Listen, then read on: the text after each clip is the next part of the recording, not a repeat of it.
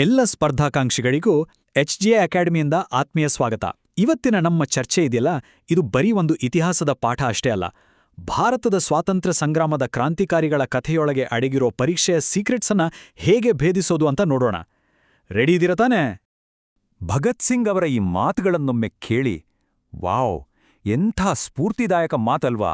ಸ್ವಾತಂತ್ರ್ಯಕ್ಕಾಗಿ ಕ್ರಾಂತಿಯ ಹಾದಿ ಹಿಡಿದವರ ಜೀವನವನ್ನ ಅರ್ಥ ಮಾಡ್ಕೊಳ್ಳೋಕ್ಕೆ ಇದಕ್ಕಿಂತ ಒಳ್ಳೆ ಆರಂಭ ಬೇಕಾ?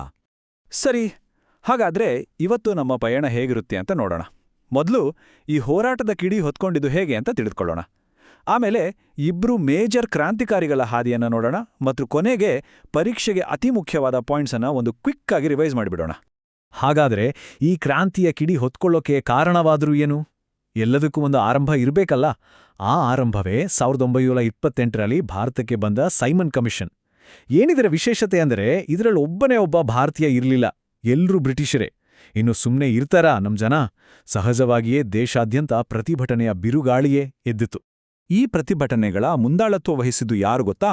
ಅವರೇ ಲಾಲಾ ಲಜಪತ್ ರಾಯ್, ಪಂಜಾಬಿನ ಸಿಂಹ. ಇವರ ಹೆಸರು ಖಂಡಿತ ಮರಿಬೇಡಿ. ಯಾಕೆ ಅಂತ ಹೇಳ್ತೀನಿ ಕೇಳಿ.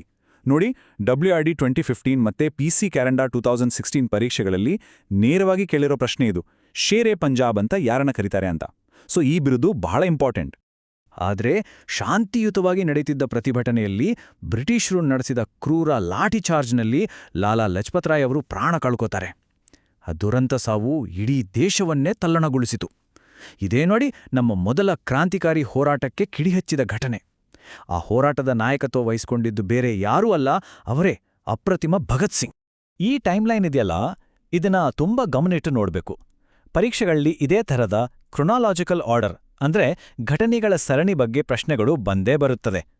ನೋಡಿ, ಒಂದಕ್ಕೊಂದು ಹೇಗೆ ಲಿಂಕ್ ಆಗಿದೆ ಅಂತ.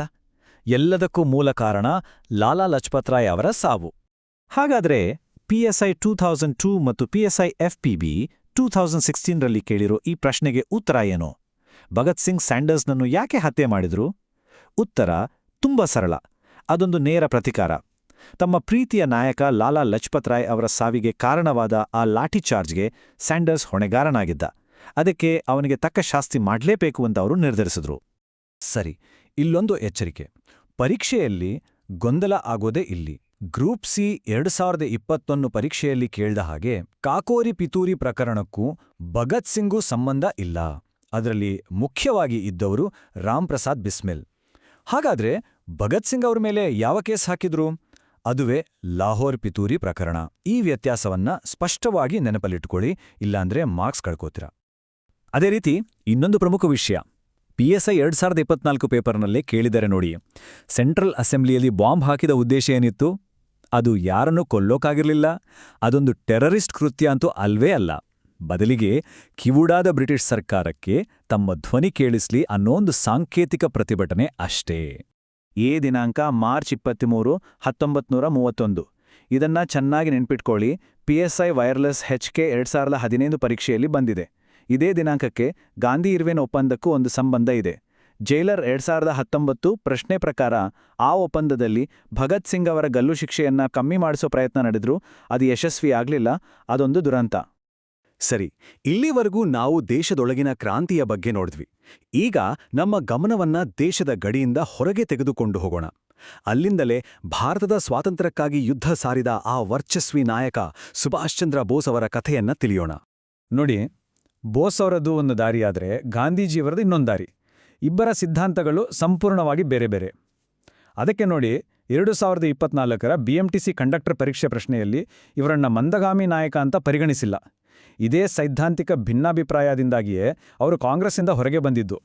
ಈ ಘಟನೆಗಳ ಅನುಕ್ರಮ ಇದೆಯಲ್ಲ, ಇದು ಪರೀಕ್ಷೆಗೆ ತುಂಬಾ ಇಂಪಾರ್ಟೆಂಟು. ಗಮನ ಇಟ್ಕೇಳಿ. ಮೊದಲು 1939ರಲ್ಲಿ ಕಾಂಗ್ರೆಸ್ಗೆ ರಾಜೀನಾಮೆ ಕೊಡ್ತಾರೆ.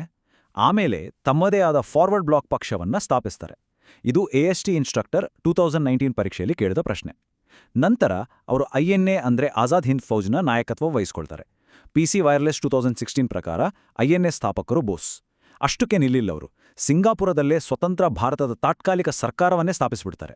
ಈ point PSI KSRP 2015, PC KSRP 2002, PC KSRP NHK 2015 ಎಷ್ಟು ಸಾರಿ ರಿಪೀಟ್ ಆಗಿದೆ ನೋಡಿ. ಈ ಘೋಷಣೆ ಕೇಳಿದ್ರೆ ಸಾಕು ಮೈ ಜುಮ್ ಅನ್ನೊತ್ತಲ್ವಾ? ನನಗೆ ರಕ್ತ ಕೊಡಿ, ನಾನು ನಿಮ್ಗೆ ಸ್ವಾತಂತ್ರ್ಯ ಕೊಡ್ತೇನೆ. PSI KSISF 2012 ಪರೀಕ್ಷೆಯಲ್ಲಿ ಇದನ್ನೇ ಕೇಳಿದ್ದಾರೆ. ಸೈನ್ಯ ಕಟ್ಟಿ ಹೋರಾಡಿಯೇ ಸ್ವಾತಂತ್ರ್ಯ ಪಡಿಬೇಕು ಅನ್ನೋವರ ದೃಢ ಸಂಕಲ್ಪಕ್ಕೆ ಇದಕ್ಕಿಂತ ದೊಡ್ಡ ಸಾಕ್ಷಿ ಬೇಕಾ? ಸರಿ, ಭಗತ್ ಸಿಂಗ್ ಮತ್ತು ಸುಭಾಷ್ ಚಂದ್ರ ಬೋಸ್ ಇಬ್ರು ದಿಗ್ಗಜರೇ ಸರಿ. ಆದರೆ ಕ್ರಾಂತಿಯ ಕಿಡಿ ಬರೀ ಇವರಿಬ್ಬರಿಗೆ ಮಾತ್ರ ಸೀಮಿತವಾಗಿರಲಿಲ್ಲ. ದೇಶದ ಮೂಲೆ ಮೂಲೆಯಲ್ಲೂ ಎಷ್ಟೋ ವೀರರು ತಮ್ಮ ಪ್ರಾಣವನ್ನೇ ಪಣಕ್ಕಿಟ್ಟು ಹೋರಾಡ್ತಾ ಇದ್ರು.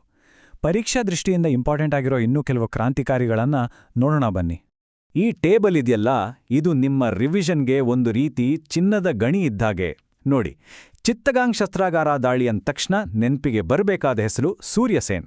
ಜಲಿಯನ್ ವಾಲಾ ಬಾಗ್ ಹತ್ಯಾಕಾಂಡಕ್ಕೆ ಲಂಡನ್ವರೆಗೂ ಹೋಗಿ ಸೇಡು ತೀರಿಸ್ಕೊಂಡವರು ಉಧಮ್ ಸಿಂಗ್. ಇನ್ನು ಜೈಲಿನಲ್ಲಿ 63 ದಿನ ಉಪವಾಸ ಮಾಡಿ ಪ್ರಾಣತ್ಯಾಗ ಮಾಡಿದವ್ರು ಯಾರು? ಜತಿನ್ ದಾಸ್. ಇವೆಲ್ಲ ಮ್ಯಾಚ್ ದ ಫಾಲೋಯಿಂಗಲ್ಲೂ ಬರ್ಬೋದು, ನೇರ ಪ್ರಶ್ನೆಯಾಗಿಯೂ ಬರ್ಬೋದು. ಸರಿ, ಈಗ ಒಂದು ಸೂಪರ್ ಫಾಸ್ಟ್ ರೌಂಡ್ ಆಡೋಣ. ಇದಕ್ಕೆ ನಾನು ಪರೀಕ್ಷಾ ಮಿಂಚು ಅಂತ ಕರಿತೀನಿ. ರೆಡಿದಿರಾ? ಪರೀಕ್ಷಕರಿಗೆ ಈ ಬಿರುದುಗಳ ಮೇಲೆ ವಿಶೇಷ ಪ್ರೀತಿ, ಹಾಗಾಗಿ ಇಲ್ಲಿ ಸ್ವಲ್ಪ ಜಾಸ್ತಿ ಗಮನ ಕೊಡಿ. ಓಕೆ, ಶುರು ಮಾಡೋಣ.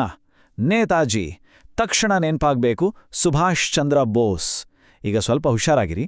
ದೇಶಬಂಧು ಅಂದ್ರೆ CR ದಾಸ್, ಆದರೆ ದೀನಬಂಧು ಅಂದ್ರೆ CF ಆಂಡ್ರ್ಯೂಸ್. ಕನ್ಫ್ಯೂಸ್ ಮಾಡ್ಕೋಬೇಡಿ. ಸರಿ, ಲೋಕಮಾನ್ಯ ಯಾರು? ಬಾಳ ಗಂಗಾಧರ ತಿಲಕ್. ಇನ್ನು ಶಹೀದ್ ಆಜಂ ಅಂತ ಯಾರನ್ನ ಕರೀತಾರೆ? ನಮ್ಮೆಲ್ಲರ ಹೀರೋ ಭಗತ್ ಸಿಂಗ್.